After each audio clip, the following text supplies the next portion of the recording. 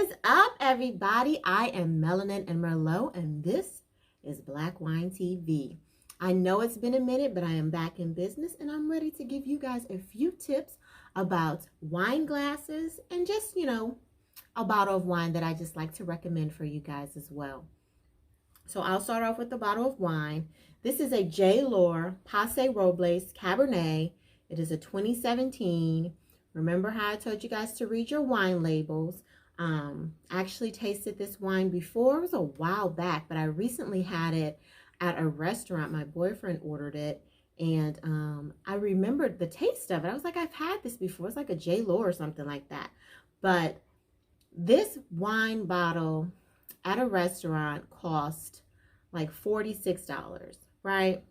You can go to your local grocery store, Total Wine, or wine store. I don't necessarily know if a wine store will have this type of commercialized wine, but it was $12.99. Talk about markup, right? So whenever you go to a restaurant, they completely mark up the cost of wine. And if you're the type of person that does go out and buy a lot of wine, you really see the difference. So sometimes it's worth it if you're out and you want to have, one or two glasses. You're with somebody else that want to have one or two glasses. Usually a glass of wine could run anywhere from $9 to $16. So sometimes it's more cost effective if you do purchase a bottle of wine versus just getting a couple of glasses, right? But anyway, back to this. I highly recommend this wine. If you're a Cabernet drinker, but you don't like it too dry or too pulling, too much tanning. Sometimes when you drink the wine, you feel it back there. That's the tannin. So if you're looking for a Cabernet, I never call it, it's not sweet. Some people think just because it's fruity, it's sweet. But this has big, bold cherry taste. You can taste the vanilla. Like the fruits are very pronounced in this wine, which makes it really, really good. It's been aged in an oak barrel. So if you like the taste of the oak in your wine, this is a really good wine as well.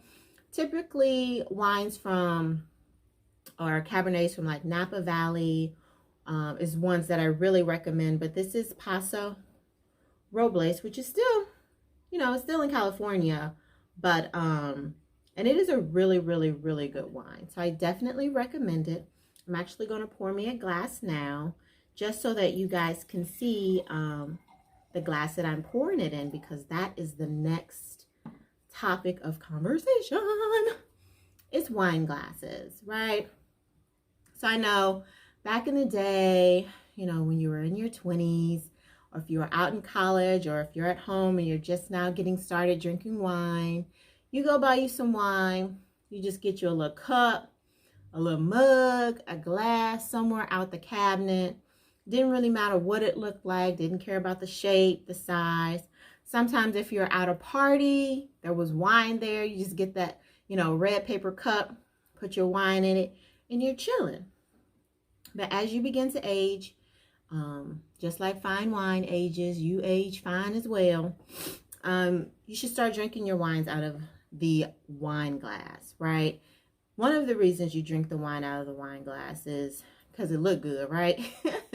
But not just because it looks good, but so like the boat of the wine, you see how open this is? So for reds, you want it to be more aerated, right? So the bigger the opening is, the more air can get, the more oxygen can get into the wine, which gives you a different experience, right? You really have a great experience. So for reds, the bigger the boat of the glass, the more air gets into it, because reds are more distinguished. They're just different, right?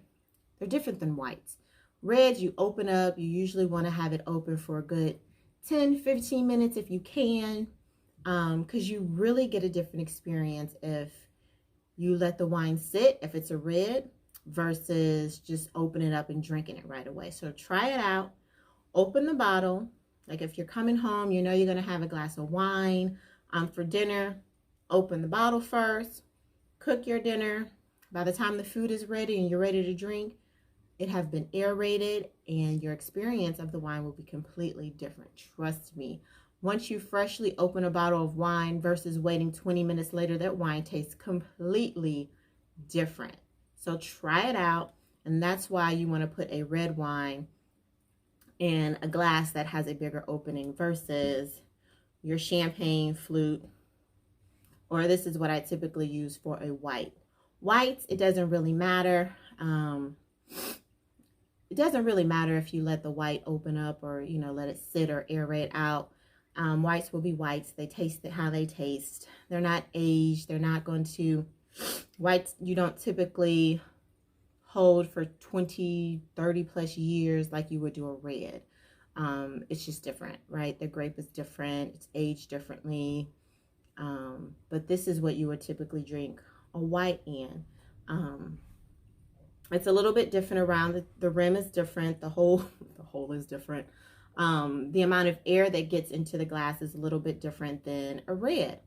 But if you don't have all that money, they do make universal wine glasses. It really doesn't matter as long as it's in a glass. It's just a different experience. First of all, you have the stem.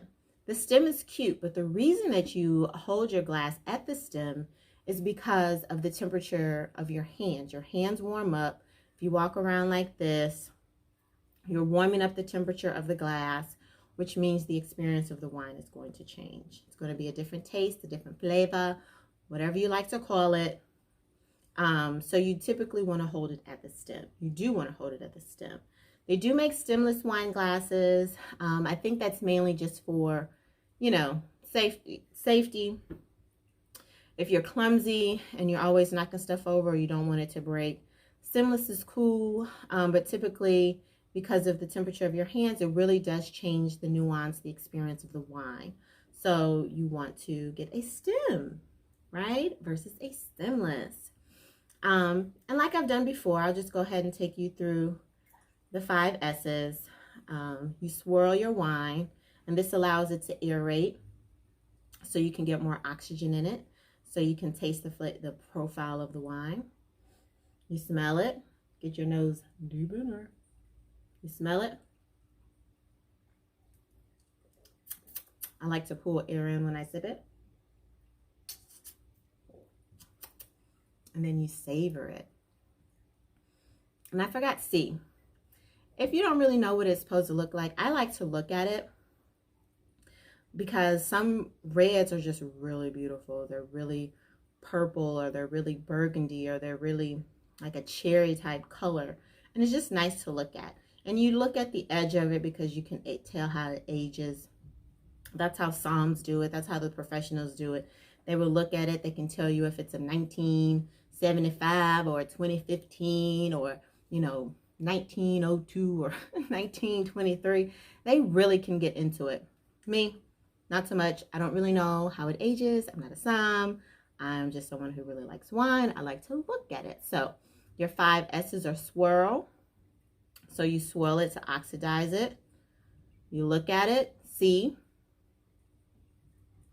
You smell it after you swirl it. You sip it, and then you savor it. Wine is so good, right? So that's just the experience of the wine. Another tip, ladies, if you're wearing lipstick, always, if I know I'm going out, I'm going to be drinking on some wine, I like to wear that 17 or 12-hour lipstick that stays. I have it on now, so it doesn't get on my wine glass. It's one of my pet peeves, and I do it all the time, and it just is really weird when you wear lipstick that comes off, but then you tend to drink from this side, and you drink on that side, and you drink on that side, and then you drink on that side. So there's like lip prints all around the glass, and it looks gross. It does not look good at all. So I definitely suggest, if you're wearing lipstick or if you're wearing chapstick and you know you're going to have lip prints on the glass, try to sip in the exact same space. So there's only one lip print area versus a bunch of them around the rim, right? One lip print area. Like I said, you have your white glass. The reason you do champagne is because champagne in a champagne flute, is because of how slender and skinny it is. It really keeps the bubbles together, and it tastes different. If you've ever had champagne out of a wine glass or out of a paper cup or just a regular house water glass, then you're breathing, it's like you're taking in both the oxygen that you're sipping and then also all of the bubbles and stuff from the wine as well. It's really a weird experience. And so the shape of the champagne glass really does keep it all together. It makes it closer, it makes it tight. It has nothing to do with it being aerated, but it has everything to do with the carbonation within the champagne. The closer it is, the tight knit fit it is in your glass, the better the experience it will have. And that's why you do champagne in a champagne glass. You know, whites and red, champagne and whites are really, they come chilled. More like, I think this is more like a 48 to 52 degree champagne. Whites is usually about 55 degrees to like 58 degrees. And red should be room temperature. And room temperature to most people means the temperature that the room is just currently in, right? But it matters that if you have the heat on, if it's hot in the house, then room temperature is going to be hot.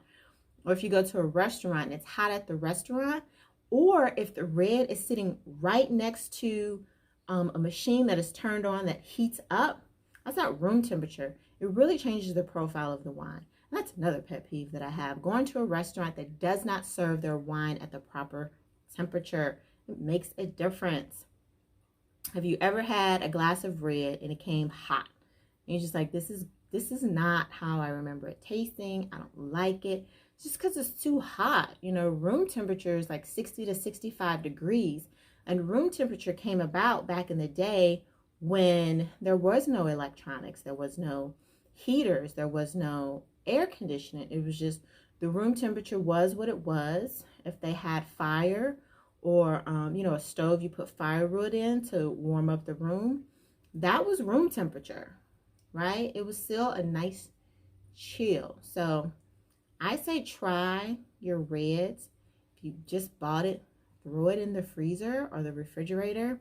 People will probably be mad that I said this, but throw it in there for 5 minutes, maybe if it's the refrigerator, 10 minutes. The freezer, 5 minutes. Take it out, open it, let it breathe.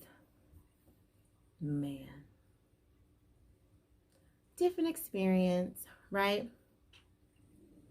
And one last tip that I have. I always tell people when you want an experience, wine is an experience, right?